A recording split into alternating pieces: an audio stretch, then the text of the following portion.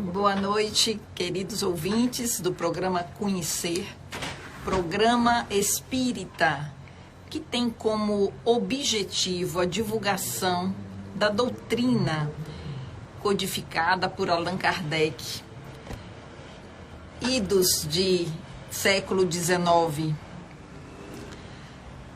Vamos encontrar muito antes do século XIX, os fenômenos da mediunidade, os fenômenos outros tantos já aconteciam. Mas é com a doutrina espírita que nós vamos ter um caráter de estudos aprofundados para entendermos melhor a interação entre os dois mundos. Eu quero dar uma boa noite assim a todos os que estão nos acompanhando pela rede social. Também mandar aqui um abraço para aqueles ouvintes que estão sempre conosco e aonde estiverem, seja nos seus carros, nas suas casas. E eu sou assim uma suspeita, porque eu sou apaixonada pela doutrina espírita, uma vez que quando você encontra um caminho que te transforma, você fica ávido para compartilhar isso com outras pessoas. E a gente andando por aí, nós vamos enxergando quantas pessoas ainda não tiveram acesso a compreender a mediunidade, a entender que a vida continua, a ter comprovações. O acesso a esta doutrina, nem todos ainda tiveram. Existem países que as pessoas recebem, às vezes, um só livro dos espíritos e ficam com aquele livro transitando de pessoa para pessoa para que todos tenham aquele conhecimento. E nós aqui no Brasil, nós temos um acesso muito facilitado. Todos os livros do Espiritismo têm na língua portuguesa a sua ali. Ele não nasceu no Brasil, mas foi para cá que a árvore do Espiritismo, a árvore do Evangelho foi transportada. E a gente se pergunta o porquê. Mas talvez a pergunta não seja o porquê, mas seja o para quê. Para quê que nós temos uma afinidade com a doutrina espírita e para quê o conhecimento. Mas todas as pessoas se perguntam, de onde viemos? Para onde nós vamos? O que acontece quando a gente dorme, que em um fenômeno nos vemos o corpo ali deitado na cama, mas a gente, às vezes, algumas pessoas têm uma capacidade de se perceber fora do corpo, outras não. Mas todo mundo vai lembrar de seus sonhos, e às vezes sonhos mais agitados, chamados pesadelos, e às vezes a gente se pergunta o que é que está por trás disso tudo.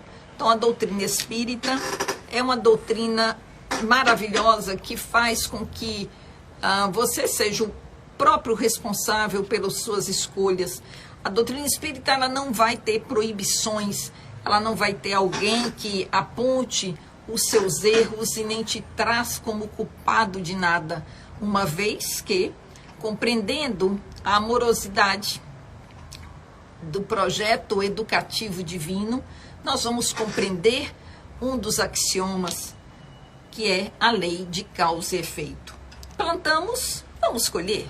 Então, se a gente planta um hectare de morangos, não temos como colher nada mais do que morangos. E se eles forem bem adubados, certamente, nas condições propícias, vão ter morangos muito bonitos.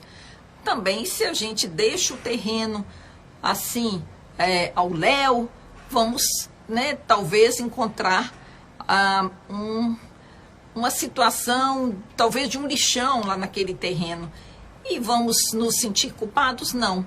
Podemos, a partir do momento que a gente desperta e percebe, assim, aí a gente pode começar daí em diante a um novo movimento. Sempre o sol renasce, nos convidando ao recomeço. Todos os dias podemos recomeçar.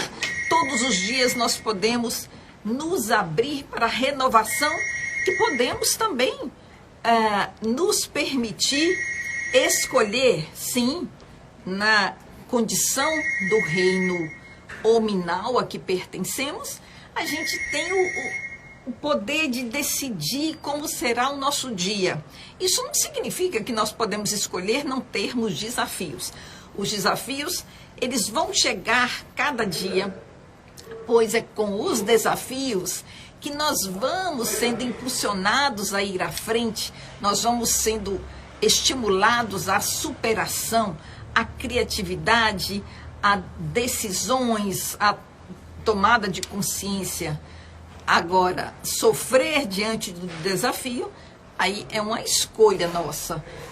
Com clareza, nós podemos diminuir e amenizar, enxergando aquele desafio com uma forma mais lúcida de enxergar as soluções, pois não existe um desafio que também não seja proposto para nós. Quando nós recebemos um desafio, nós temos sempre também o recurso necessário a resolvermos aqueles desafios.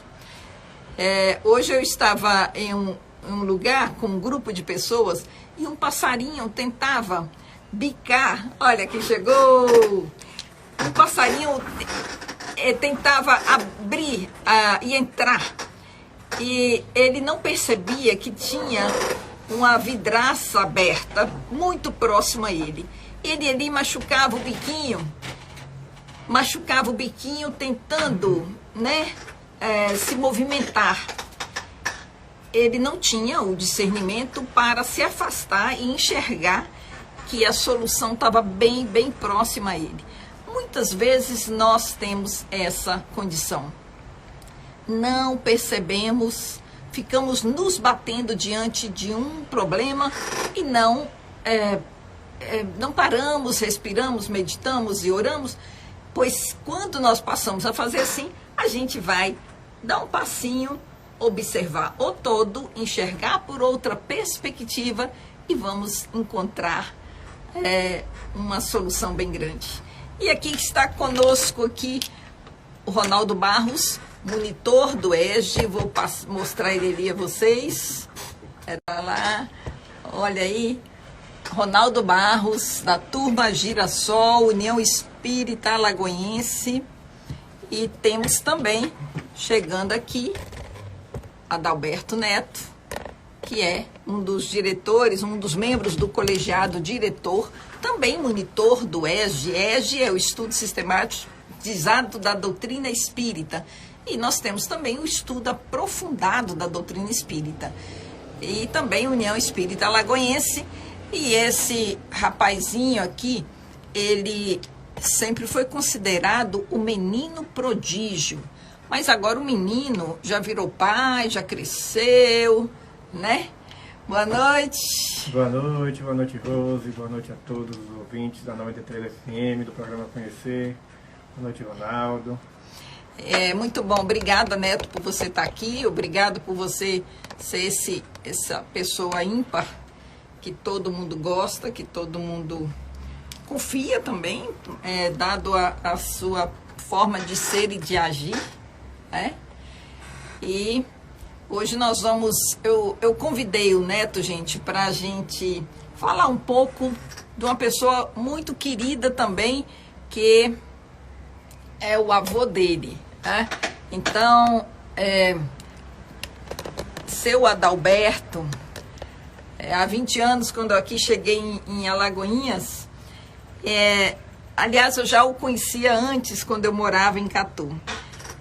Marca a vida de qualquer pessoa quando alguém encontra com um ser humano como o seu Adalberto. Então, ele acolhia, ele convidava, ele estimulava, ele incentivava. E nós vamos conhecer um pouco mais, né, Por quê? E por que que nós estamos chamando Neto para nos... para participar aqui do programa hoje? Porque o seu Adalberto, ele nasceu no dia 5 de outubro de 1920, não foi? 1920. Então, vamos aqui conversar um pouco sobre seu Adalberto Barreto de Macedo. Seu Adalberto, Neto, você, Oi. quando menino, dava muito trabalho para o seu avô? Já. Ele te chamava de Neto de quê? De Qual o Neto. apelido? Neto mesmo. Era Neto? É. E quando você era menino, você ficava achando o seu avô chato ou era um herói para você?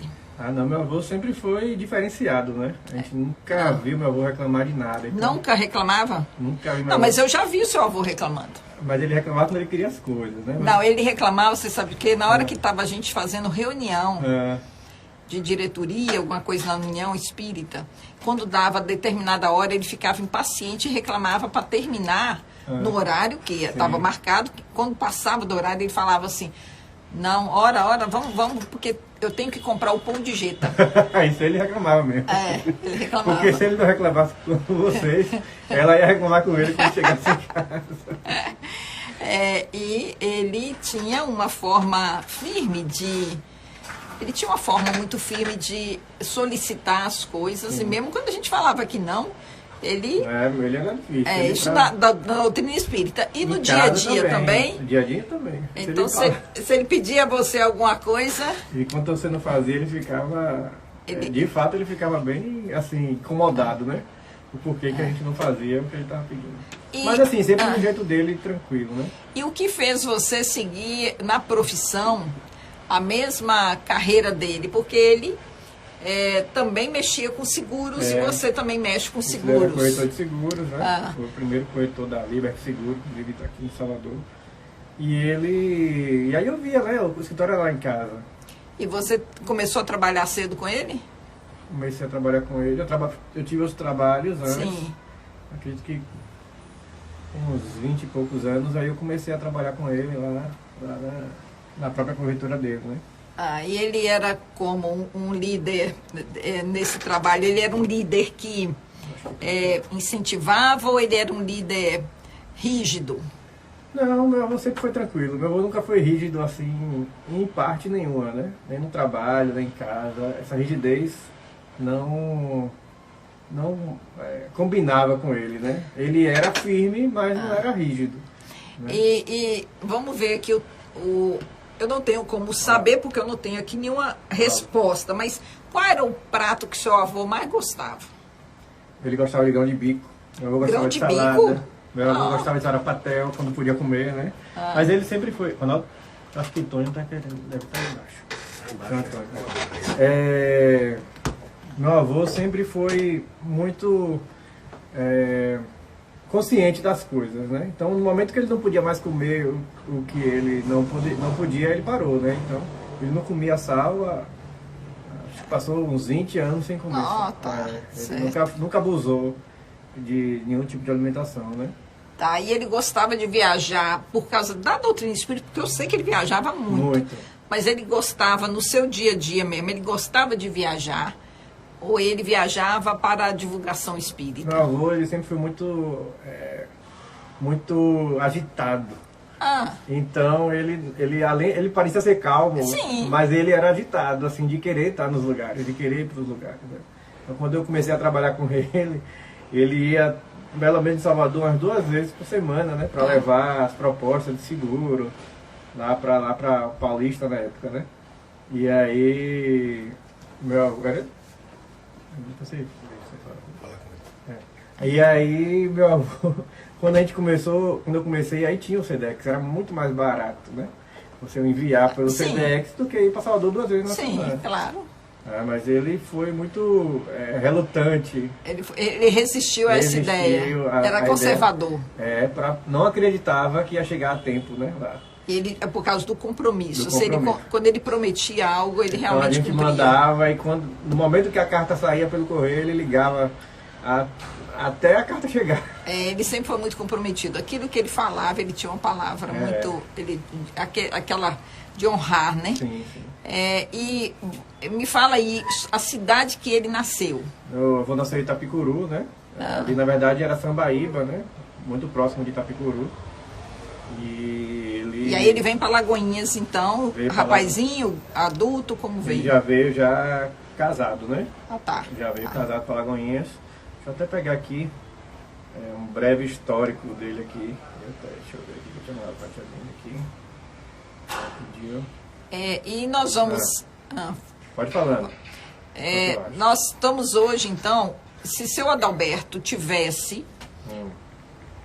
Vou aqui conversar aqui com as pessoas. Se seu Adalberto tivesse encarnado, ele estaria com 102 anos, não é isso? 102 anos.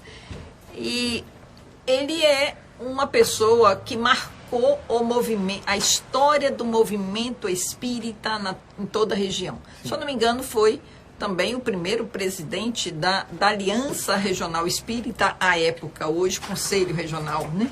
Isso. E achou aí o histórico? Achei. Então vamos ver aqui. Meu avô nasceu em 5 de outubro de 1920, né, em Itapicuru. E aí ele conheceu em 50 a minha avó, né? Então ele estava com 30 anos quando ele... Foi. Em 56 ele casou, né, no dia 22 de janeiro. Enrolou pouco, né? Só 6 anos. E aí, 2 anos depois que ele conheceu minha avó, ele não veio casado, né? Mas ele veio pra cá, já conhecia ela. Eles eram primos, na verdade, né? Ah, tá. E aí, 2 anos depois, ele conheceu a doutrina espírita, né? Onde se tornou adepto desde 48. Em 52, eles fundaram... Ou seja, ele era bastante novo, 30 e poucos anos, quando ele adentra a doutrina espírita, né? E ele vai fazer todo esse movimento, né? E aí ele vai ser um dos fundadores da União Espírita Alagoense. Em 1952 eles fundaram. Ou seja, ele tinha 32 anos apenas, né? 32 anos. E aos 32 anos ele já começa no movimento, já trabalhando, já trazendo a visão dele de longo alcance para o movimento. E ele também foi um dos fundadores do Lar Bezerra, né? Em 1970, se eu não me engano, eles fundaram, que eu não tenho aqui. O Colégio João de Castro também, né? O Colégio João de Castro, né? Que era como até... como é o nome dela? Que fez a palestra final, Dona Iracigama, né? Ela falou lá na palestra, né? Que o colégio, a União, ela nasceu na união de três centros, né? E eles tinham, de fato, uma ideia maior, né? Que não era só do centro espírita, mas, de fato, ajudar a comunidade alagoense, né?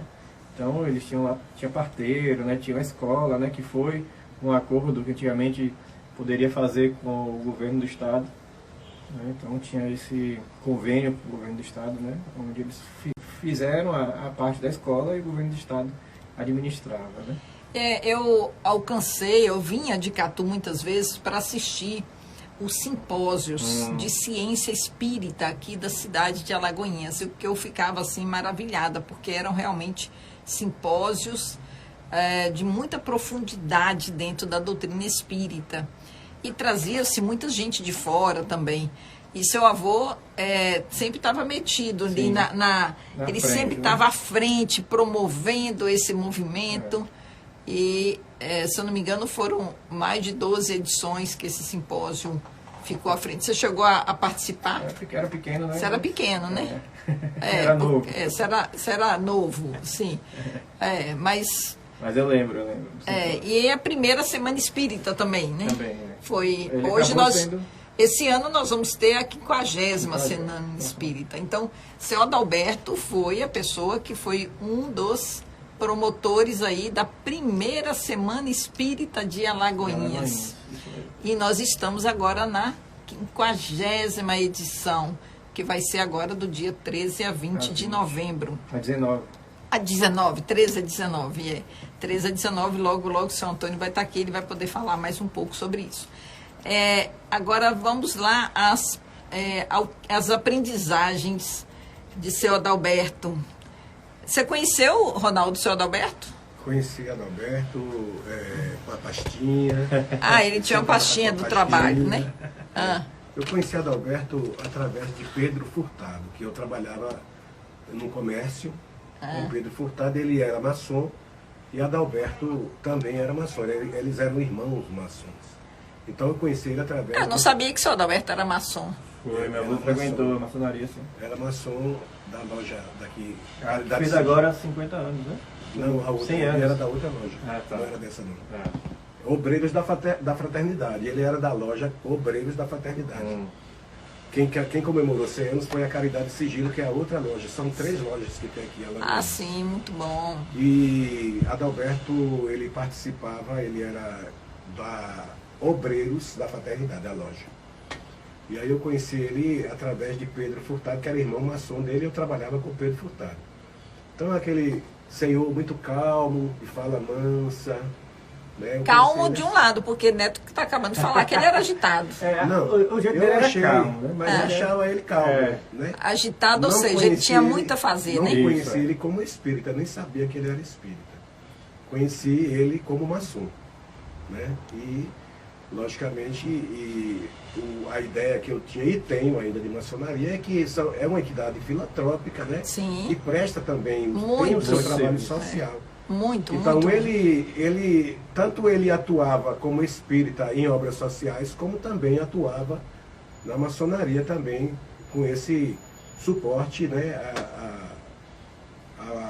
nas obras sociais da loja, né? Da loja Obreiros da Fraternidade.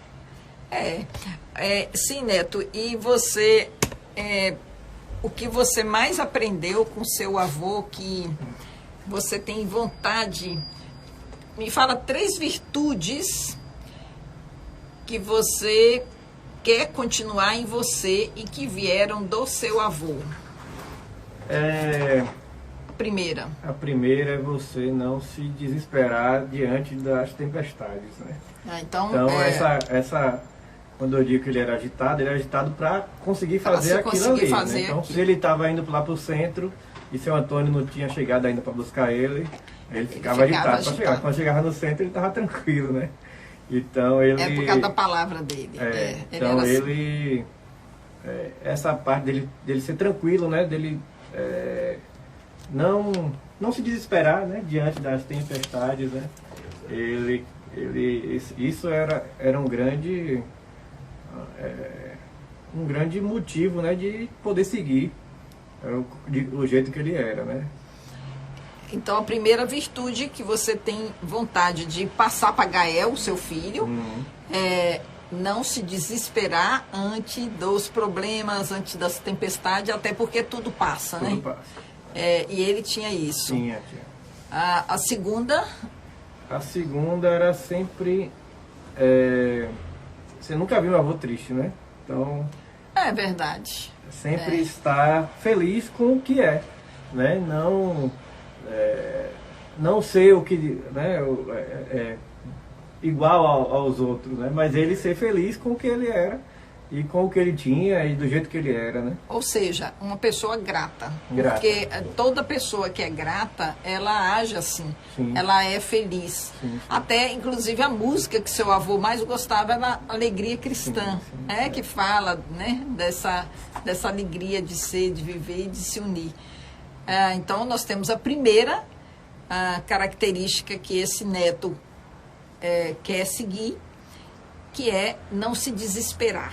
A segunda, ser feliz, ser alegre, né? E aí isso ajuda também o pulmão, porque quanto mais alegres nós estamos, mais o nosso pulmão consegue respirar de forma melhor. Sim. E a terceira? Eu vou botar até junto com a alegria, né, a amizade, né? Então eu vou botar, né, a alegria de ser feliz e as amizades que ele tinha aí eram muitas, né? Muitas. São muitas, né? De fato, né? Não, e não termina.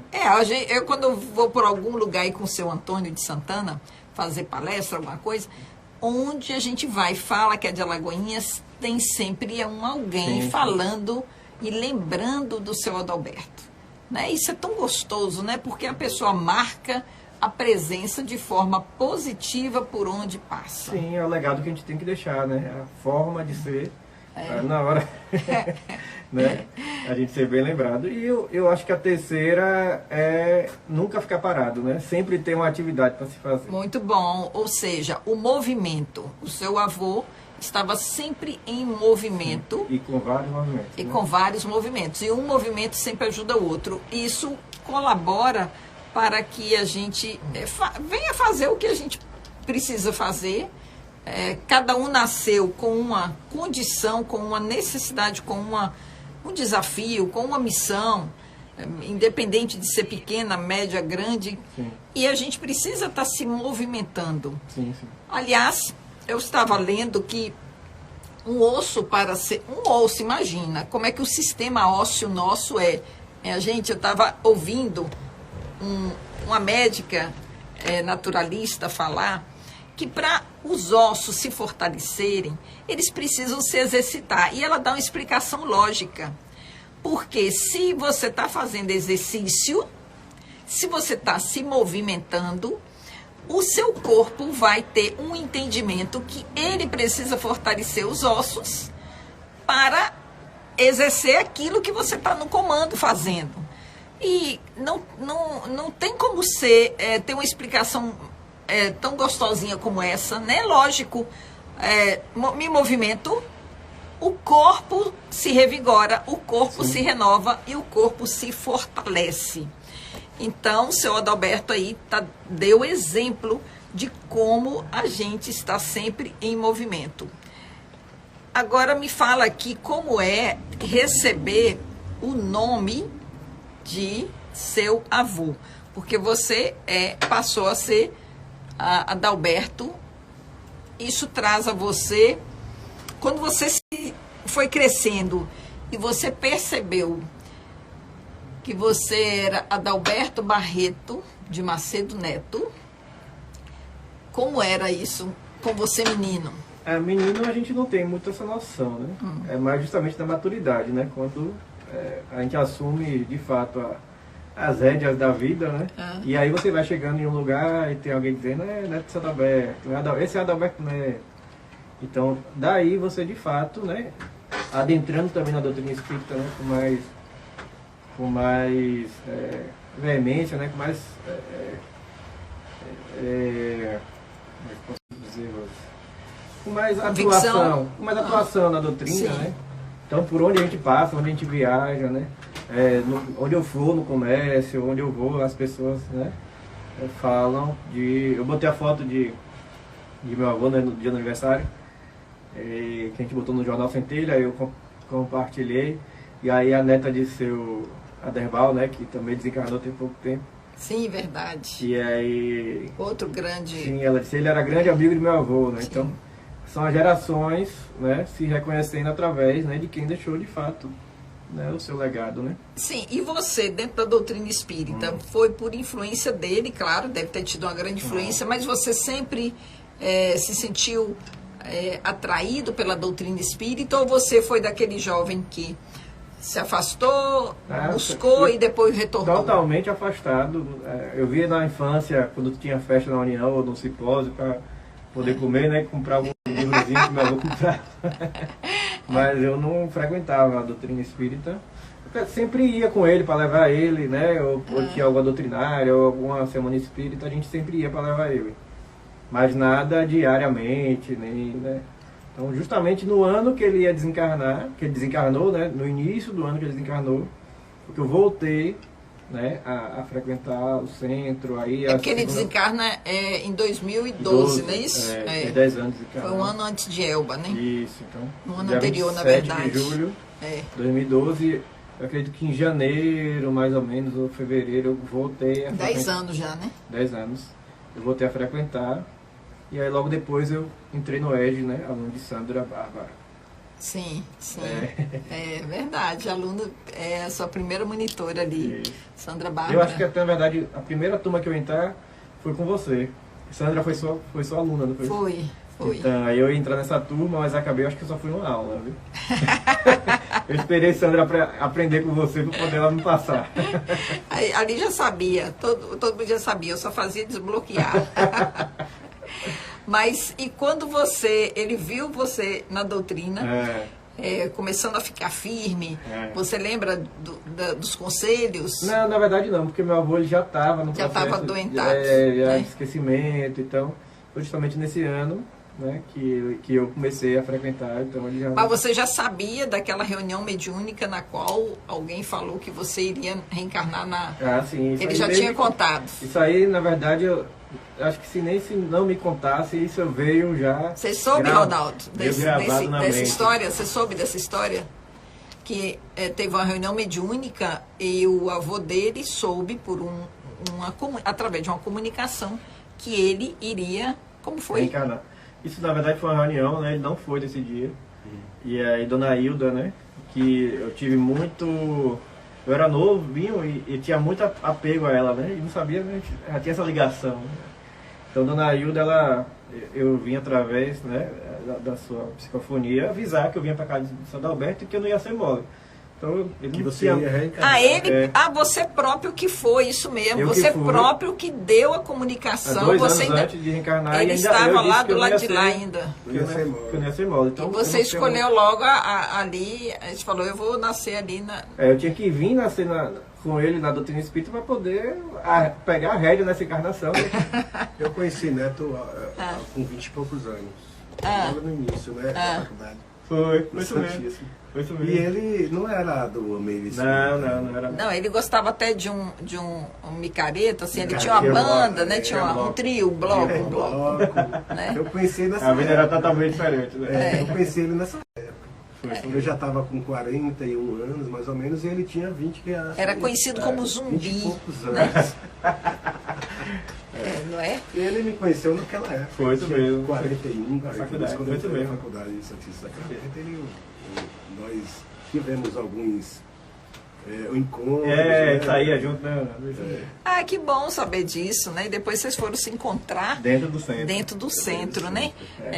E aí eu tenho em seu avô uma admiração muito grande. E quando ele insistia para eu fazer as coisas, aliás, eu via ele fazendo isso com todo mundo, mesmo a gente sem tempo, ele, não, se eu quero dar trabalho para alguém, dê para alguém que não tem tempo. Não tem, eu sempre ouço isso no meio espírita. Mas ele agia assim, e não tinha como você falar não, porque ele não ouvia. Você estava falando não, ele não ouvia. Eu não ouvia, não. E aí você falava, não, seu Adalberto, não posso. Você vai me entregar a que hora? Seu Adalberto, não posso. É amanhã de manhã, tá bom para você? Amanhã de tarde, mas ele não tinha jeito. Então ele era muito motivador, né? Muito motivador. E ele acreditava naquilo ali e não tinha tempo ruim, né? Eu fiz algumas viagens com o seu Antônio para alguns centros aí, aí dessa, que tem essa jornada aí, né, espírita aqui. Que eles fazem aí anualmente, né? Que durante a pandemia não foi possível fazer. Como é que ele chama? Jornada, que o seu Adalberto fazia com o seu Antônio. Era a caravana. A caravana. Sim. Aí eu fiz, era seu Adalberto e Antônio que participava dessa caravana, visitava os centros aí, Nova Açores, Pombal, Ibras Pombal e outros mais. E teve alguns centros desses, algumas casas dessas, que foi praticamente fundada, né? Sim. Por Adalberto, que chegou e deu início ali, incentivando e motivando sempre a criação de novas casas espíritas. Nessa época era... E aí eu saí com o seu Antônio por várias caravanas. Inclusive eu chamei seu Antônio hoje exatamente para falar de São Adalberto e do irmão Nestor. Eu estava com ele, né? Eu entrando no movimento espírita, ele me levou. E ele diz, era Adalberto, você agora está substituindo Adalberto. E onde eu chegava, sempre ouvindo, não, seu Adalberto, que você chegava aqui. Quer dizer, a gente ia nessa caravana e voltava no mesmo dia, né? A gente saía daqui cedo, 18 horas, chegava lá por volta de 20 horas, começava, fazia a doutrinária, né, a palestra e voltava. No caso de Adalberto, ele ia para voltar no outro dia ou 2 dias depois, ficava hospedado lá. Porque não tinha, na época, transporte, né? Aí ele ficava. E aí, o contato dele com as pessoas, o corpo a corpo, era maior. Né? As pessoas levava para ele, né, um jantar, um lanche. Não, senhor Adalberto, tá, porque ele trazia o palestrante, Sim. né, ele sempre estava motivando essas pessoas. E eu participei com o Antônio. Inclusive, a gente estava também motivando uma casa que estava iniciando lá em Jandaíra, se eu não me engano, que a gente esteve lá também, começando isso aí. Eu fiz uma palestra lá também, começando, o seu Antônio querendo me fazer palestrante. Eu fiz uma lá, né? Os nossos estudos do ESD proporcionam também você falar claro. sobre um daqueles assuntos, né? E não é fácil, né? Não é todo mundo que chega ali na frente para fazer essa palestra, né? Não são todos que têm esse dom da oratória. É preciso ter, né, esse dom da oratória. Mas eu me saí bem, as pessoas gostaram e tudo, e veio, né, a pandemia, e a gente, brevemente, nós voltaremos aí, né, com essa caravana, sim. né? É claro. Ô, Neto, agora me fale aqui como você, na doutrina espírita, que depois você demorou para entrar então, né? Não demorou, considerando que ele é novo, mas demorou em relação que, né, só em 2012 que você vai resolver, falar sim, eu quero, né? E não foi pela dor, foi pelo amor, então, né? Você teve você sentiu alguma transformação na sua vida? Total. O ED, ele, inclusive, fazer aqui o convite a quem puder fazer o ED transforma as vidas, né? Então, mas fala para as pessoas, transforma em quê, né? Transforma em a forma de ver o mundo, né? De ver a vida de acordo com a doutrina espírita, né? Então, a gente acaba internalizando, né, durante os 3 anos dos 3 tomos, a doutrina espírita, né? Não é algo que é só teoria. Você acaba, como você convive com outras pessoas, todas as turmas viram família, né, a partir do 2º tomo. Então, quem vai ficando, né, algumas pessoas vão saindo, poucas vão ficando, e essas como poucas, todo curso, todo né? lugar, então essas poucas que vão ficando, elas vão formando família. Então, aí você acaba... Vai tendo uma superação, você vai vendo realmente a pessoa se transformando. E acaba que você transforma em conjunto, né, monitor, aluno, né, e com a base na doutrina espírita. Então isso faz total diferença, né? Agora, com a sua ida, eu vi também um movimento, eu não sei se foi com a sua ida ou com quem, mas eu fiquei com muita alegria quando eu vi sua mãe frequentando. Minha mãe é aluna, né? Quando a sua mãe entrou na turma Sementes do Bem, né? E ela, né, fazia os TCTs, né, que a sua mãe apresentava ali, eu gostava de assistir. E ela participando de tudo, depois ficou mega ativa, que foi muito bom. E se seu avô tivesse, se materializasse aqui agora, você iria agradecer a ele o quê? A vida, né? Porque a gente tem que agradecer. Se fosse ele, não vinha minha mãe. Se não fosse ele, não vinha. Isso, então, é verdade. A oportunidade da reencarnação, né, do retorno, para que a gente possa estar acertando, aparando as arestas, né, que a gente precisa para poder estar melhorando, né? Eu também agradeceria o exemplo que ele deu. E uma outra coisa, quando vem uma pessoa e, por exemplo, quando vieram os bandeirantes para o Brasil, e ali aqueles bandeirantes enfrentaram problemas, Mata Virgem, e abriram lugares para a gente passar, né?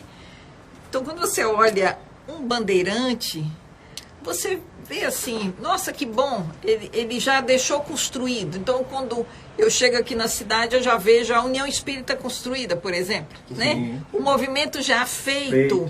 A gente só precisa sequenciar. Então, para quem começou, ali sim foi o movimento mais difícil. É como carregar pedra, né? É construir, o romper barreiras. Eles tiveram que romper muitas barreiras. E nós já encontramos esse movimento já feito.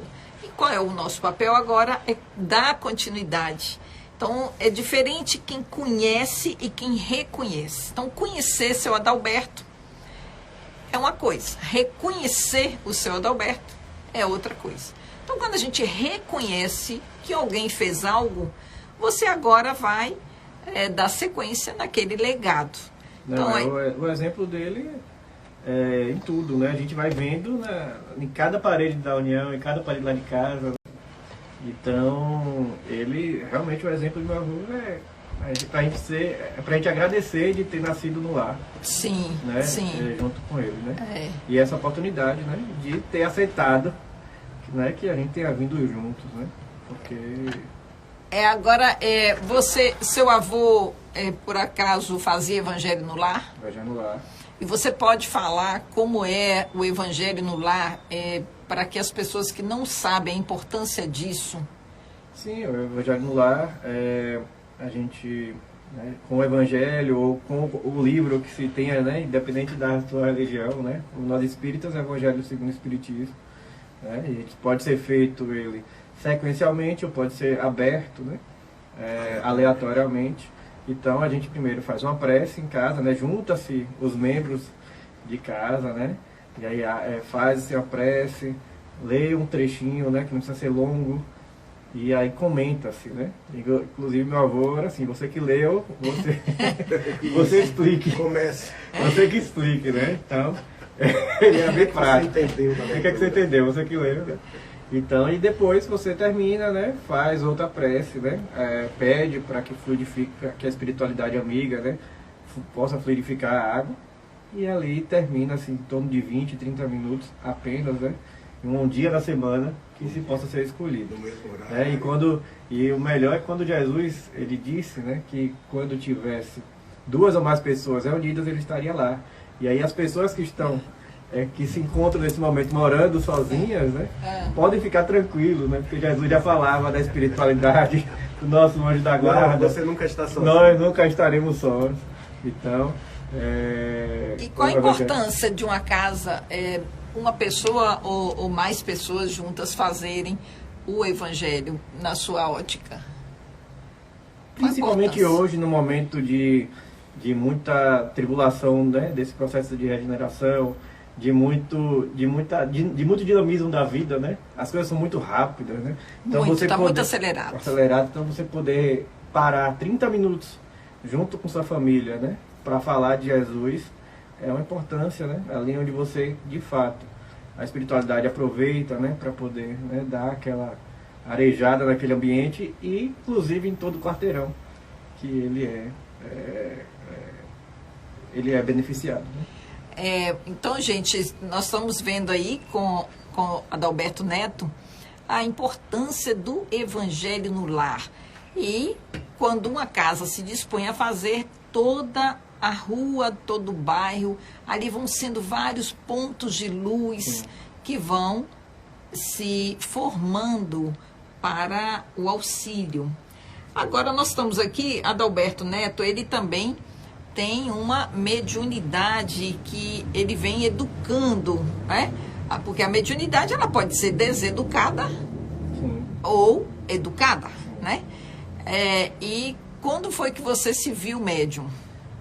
Na prática, né? A gente começou, de fato, a frequentar a mediúnica. Mas você em casa nunca tinha percebido nenhuma sensibilidade? Já tinha percebido sensibilidade, já tinha percebido presenças, né? Você nascer num lar espírita é a prática do dia a dia, né? Então, agora a gente precisa estar se percebendo, né? Mas como eu não frequentava a doutrina espírita, então... Você não levava a sério? Não levava muito a sério, né? Mas você tinha visões, você tinha sensações? Sensações, sempre tive percepções. E aí você conversava com seu avô sobre a mediunidade? Não conversamos. Não deu tempo de conversar. Não. Mas aí agora conversa, mas ele... Agora é mais fácil você conversa, ele no outro plano e você cá. Sim. Né? Agora, claro, qualquer passada a gente conversa, né? Tá certo. Mas a importância de educar a mediunidade, porque às vezes a pessoa também está lá em casa, está ouvindo aí o nosso programa, e tem também percepções, tem sensações. E como é que... o que acontece com uma pessoa que tem esse dom da mediunidade, e independente da religião, se ele deseduca, se ele não educa, ele vai estar sempre com ela vulnerável, com esse fenômeno, né? O que você falaria, você que vem estudando assiduamente, você vem também promovendo cursos, você vem levando a sério, e eu vejo que tem sido um trabalho bem bacana, junto com os jovens também. Para aquela pessoa que está ouvindo e percebe isso em si e não sabe o caminho, mesmo sendo de outra religião, o que você orientaria, Neto? Primeiro, que a pessoa saiba que é um fenômeno natural, né? Então, a comunicação entre espíritos, né, entre desencarnados e encarnados, é um fenômeno natural. Nada é sobrenatural, nada é um dom único, né? Inclusive, no livro dos médios tem dizendo que nós todos somos médios, né? Mas, claro, que cada um na sua... me ajuda aí, Rose, a palavra. Me ajuda aí, Ronaldo. Na sua Nós temos que intensidade. Agora, vamos na sua intensidade. ligar aqui a mediunidade. Depois aqui. de 2 convites, você fica assim, né? Esquece as palavras e não aparece. Então, cada um na sua intensidade. E a gente convida, né, para que venha estudar a doutrina espírita, né? Mesmo que seja de outra religião. Inclusive, nós temos pessoas de outras religiões estudando a mediunidade nos EJs, né? E algumas turmas de EJs. Nós temos pessoas. Porque através do estudo a gente vai saber lidar daquilo de fato consciente. Enquanto a gente está inconsciente, isso pode virar uma brincadeira, isso pode virar situações difíceis, né? Porque a mediunidade não é só no centro espírita nem na igreja, Perfeito. é 24 horas. Então, o estudo da doutrina espírita, o estudo da mediunidade, ele é um estudo de nós mesmos, né? Não é um estudo, não é uma teoria, é a prática da nossa vida, e a gente vai vendo a melhoria da vida quando a gente sabe lidar com essa conexão, né, entre os dois mundos. Até porque a pessoa não pode se tornar vulnerável, e o Livro dos Espíritos fala lá na pergunta, quando Kardec pergunta se nossos pensamentos nós recebemos influência, e Kardec responde que muito mais influência do que imaginamos. Então, se nós recebemos influências nos nossos pensamentos, é claro que precisamos prestar atenção em nós mesmos, de que forma que esse pensamento sai, né, através de nós. Agora, fórum. Eu quero aqui agora puxar aqui sobre o 6º fórum, porque o fórum é um movimento dos alunos do estudo sistematizado da doutrina espírita, e nós fazemos movimentos com os alunos. Então, agora vamos falar aí do 6º Fórum do ESG, e você também vou ver se você pode ser contratado como garoto propaganda, convidando as pessoas para assistir, né, quando vai ser e o que é a programação desse ano, né, o porquê que foi escolhido o tema, o que foi, vamos lá. Então, o Fórum EG, ele foi uma ideia da Turma Renascer, né, para qual eu mando um beijo, né, minha Turma Renascer, né, e a Turma Renascer, ela teve a ideia de fazer um fórum onde possibilitasse que os alunos, eles pudessem externalizar, né, aquilo que pensa sobre a doutrina, aquilo que pensa sobre aquele assunto, né, porque não tem quem sabe mais na doutrina espírita, né, tem estudiosos, então quando a gente estuda, a gente vai sabendo mais daquele assunto. E aí nós já estamos na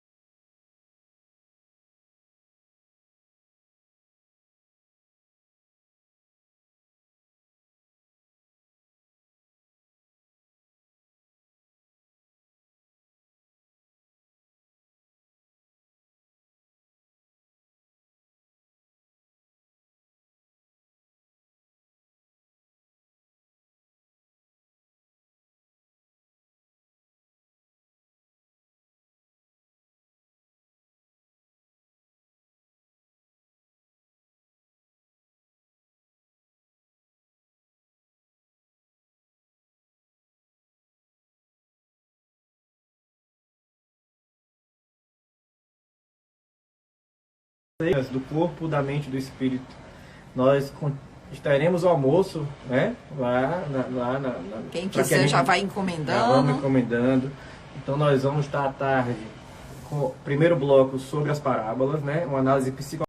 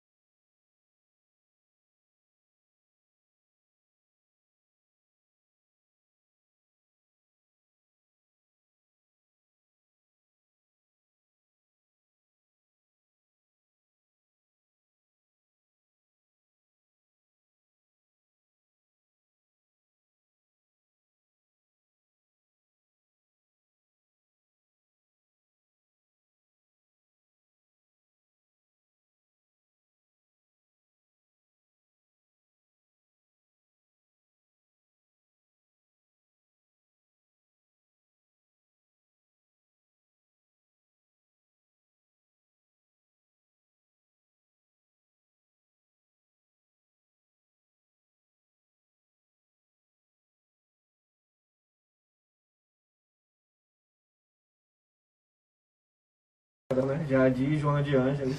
Então a gente veio para cá, recebeu esse corpo como presente para que a gente possa estar nos melhorando, né?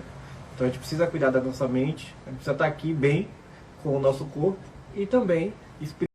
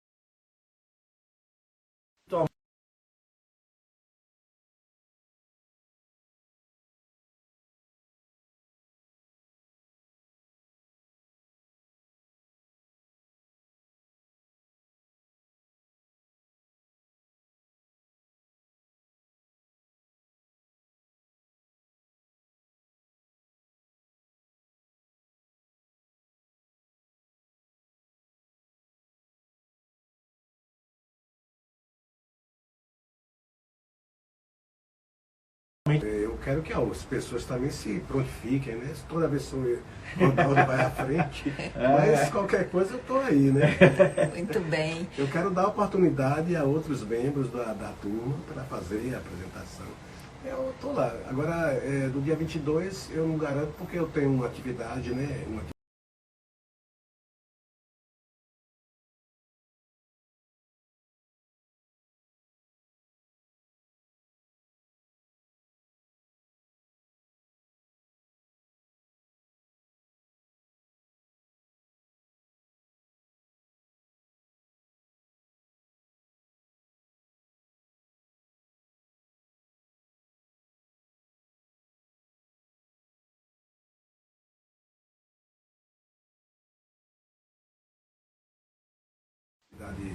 no dia 22, que é um dia de sábado. Sim.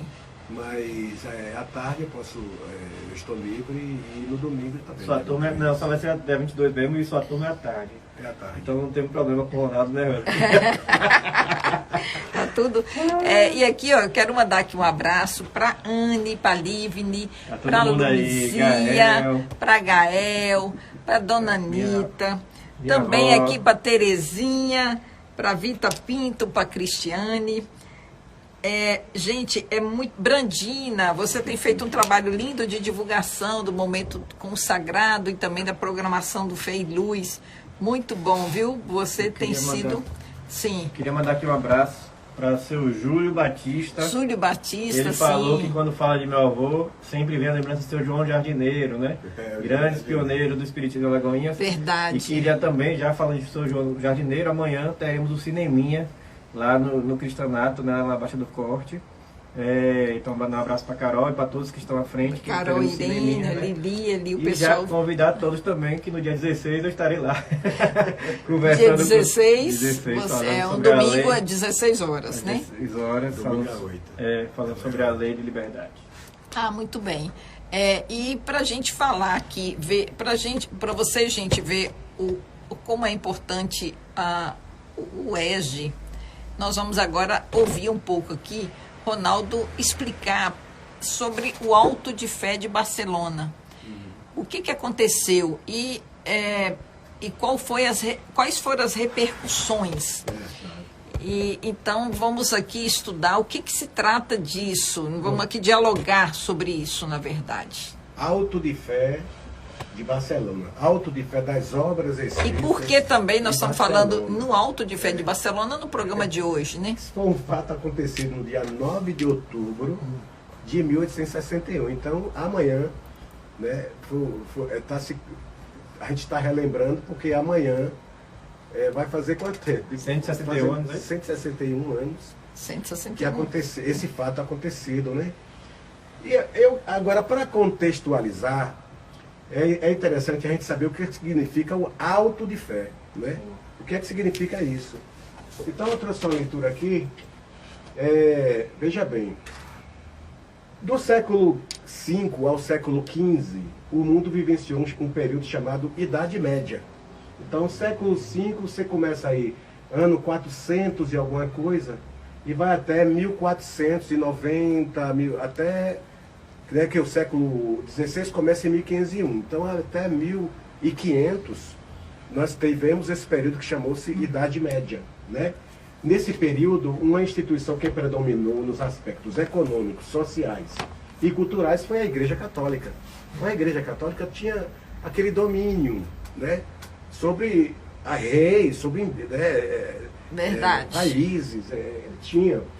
Então, guiados pela fé, os religiosos organizaram expedições evangelistas, que eram chamadas de cruzadas, né?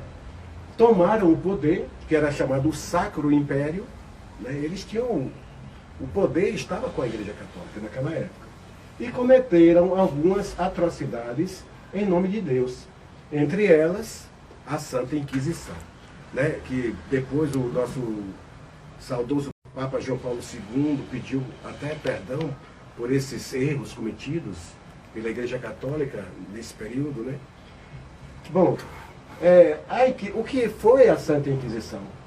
É um julgamento que a Igreja fazia a fim de separar os cristãos dos hereges, aqueles que não comungavam, né, com os dogmas da Igreja, né, não obedeciam às normas, às regras ditadas pela Igreja Católica, eram julgados sumariamente, praticamente sem direito à defesa, né?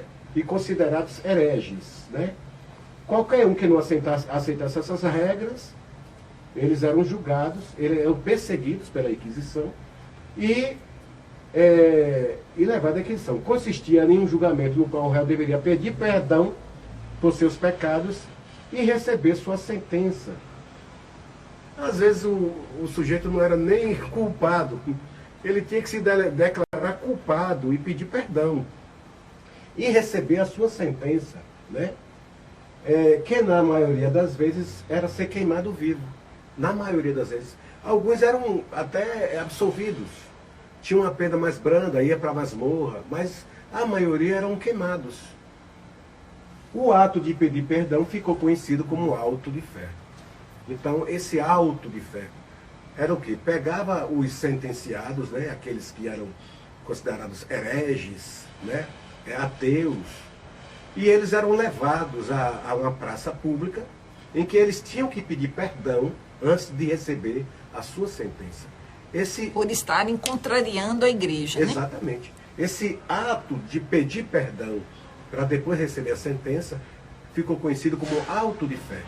Então veja bem, isso foi um acontecimento da Idade Média. Nós estamos... O auto de fé de Barcelona aconteceu em 1861. E a Idade Média foi até 1500. Então você tem 360 anos depois.